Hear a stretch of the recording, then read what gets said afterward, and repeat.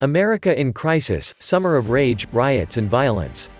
2020 has been quite an experience so far. Can you imagine where we'll be in another 6 months? Everything that could go wrong went wrong. As if the coronavirus and the worst unemployment numbers in history were not enough. Outrage spills across America, the nation's largest cities are exploding with rage. As angry protesters take to the streets and attack police and destroy property. America today is in chaos, with mass protests, looting, arson attacks, looting, vandalism, and violence spreading from coast to coast. Amidst what is one of the worst health and economic crises ever. This is not going to have a happy ending. Economic turmoil, mass unemployment, civil unrest, corrupt, uncaring government, manipulation of the food chains, and add a pandemic in. This is the perfect storm. We all getting played to turn against one another, wonder who that is. Add into the equation, food shortage, natural disaster, solar minimum, heatwave, locusts attacks. There will be a lot more rioting, looting, and civil unrest as the US economy continues to collapse. What we have seen in the city of Minneapolis is only the start. Social unrest and protests are unfolding across all major US cities. Our country is so profoundly divided. These are not peaceful protests, this is chaos. This is part of the agenda to justify the implementation of military martial law. This has been the plan from the get-go. Everything going according to plan. This is what happens once people realize that looting is systemic and starts at the very top. People are fed up, and this country has lost any economic integrity or a sense of purpose. Those who make a peaceful revolution impossible will make violent revolution inevitable. America is coming apart, as we have riots, much like what we saw happening in Hong Kong. The White House is now suggesting the military may be sent in. Trump tweeted, "When the looting starts, the shooting starts," quoting Miami police chief's notorious 1967 warning. Trump and Pompeo called Hong Kong rioters, freedom fighter. While American protesters are called thugs. Smack of fullest hypocrisy and hegemony nature of the US unassumingly as a policeman in other countries' internal affairs. What the CIA did in Hong Kong, is coming around to haunt us at home. This is called karma. After years of fomenting revolts and rebellions in other countries with zero regards for the people who live there, time for the US to have a taste of their own medicine. Why is America sending troops to quell their own rioters immediately after a day of protests and is making a huge fuss to prevent China from sending in their own troops for Hong Kong protests? Definitely double standards here. In the USA, protests for a few days, sent in the military to shoot. In Hong Kong, protests for 1 year, the police must act with restraining, otherwise, sanctions will be imposed on China.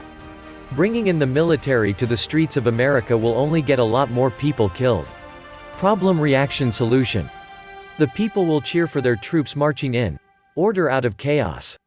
The aim is to establish an overt police state and surveillance system that is used to oppress the masses and keep control of the country in the hands of the current owners and rulers of the USA after the US empire collapses, for generations to come. The surveillance systems are already in place. Police force training has also already been shifted from de-escalation and preventing violence to escalation and employing violence and brutalizing people. The psychological profile that cops are recruited from has also changed to allow mindless policing. The militarization of the police in terms of equipment and training has also already happened. Returning veterans who have been to war and know the truth, ex-cops and other dissidents of the regime are already being labeled as domestic terrorists. The laws that make the establishment of a police state as a response to a crisis are already signed into law in the Patriot Act and NDAA. All that is required now is a spark of violence that is made to spread and spread. We are here, until finally somebody snaps, cops fire into crowds or crowds firing on cops, and that will give the excuse to fully activate the police state through POTUS declaring martial law. So now here comes civil war, martial law, and the troops. Congress and the Senate will be suspended. The courts will be suspended. Power to rule will be fully shared between the head of DHS, head of FEMA, and POTUS, White House. And there is no limit to how long the president can keep democracy suspended like this, with FEMA, DHS, and White House being in charge of the country, instead of the legislative, judicial, and executive branches of government as the Constitution declares. What happened in Minneapolis was a spark that could ignite a civil war in America. This is going to escalate dramatically as the economy begins to collapse. We are going to see a summer of riots like it's going to be back in the 60s and even worse. When people lose everything and have nothing left to lose, they lose it. And as a result, the militarized police are going to become more militarized. The uprising is the voice of the unheard. We see this explosion of violence and the rioting and the looting, and everything is that we are having a real crisis of faith in some of our institutions. Because there haven't been consequences in the past for bad behavior like Officer Chauvin.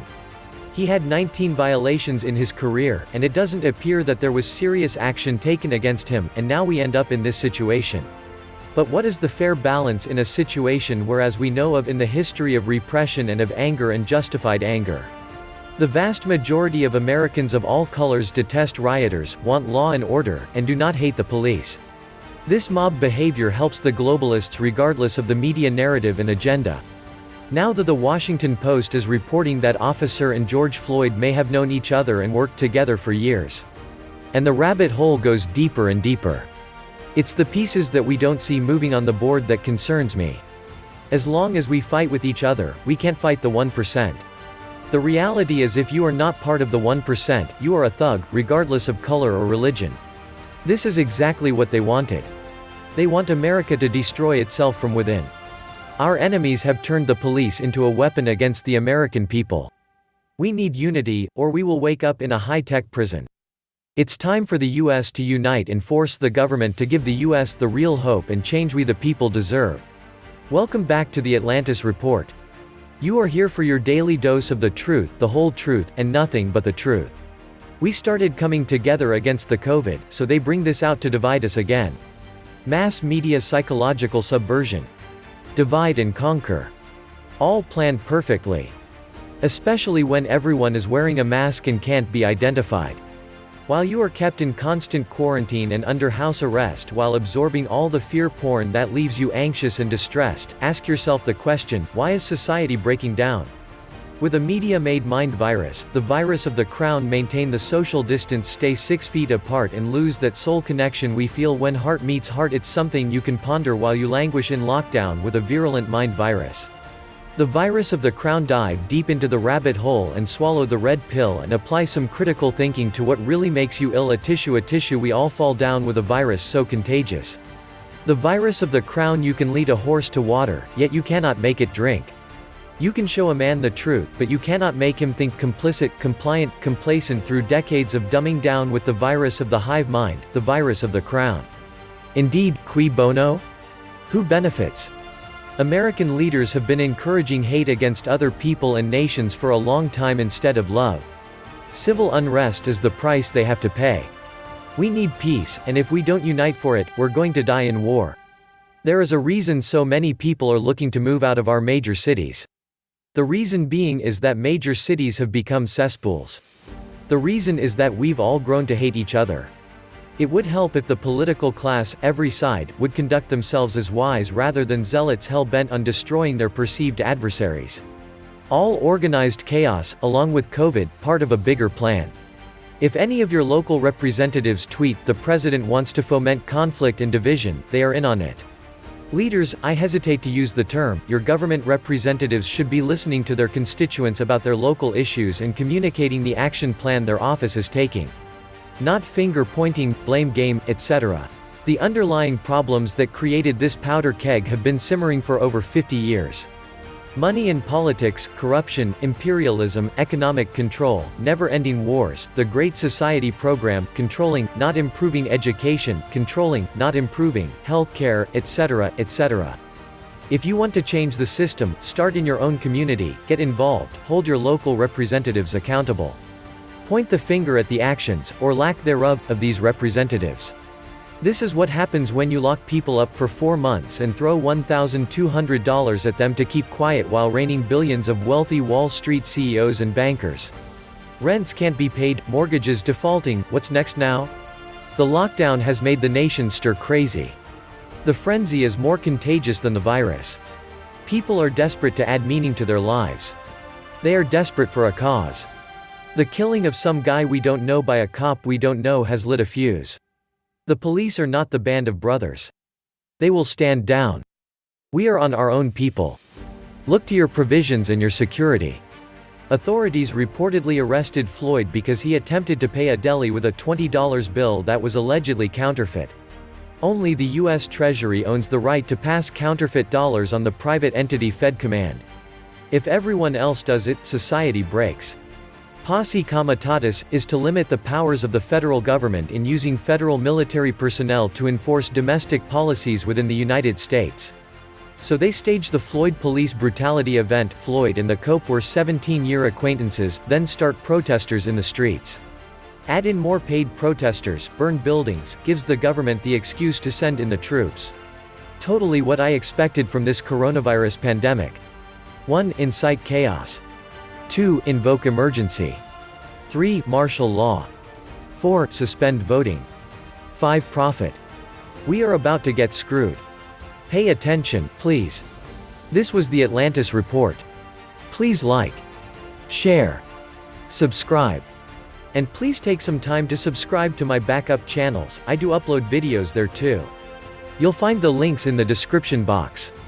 You will also find a PayPal link if you want to make a donation. Thank you wholeheartedly to all those of you who have already donated. Stay safe and healthy, friends.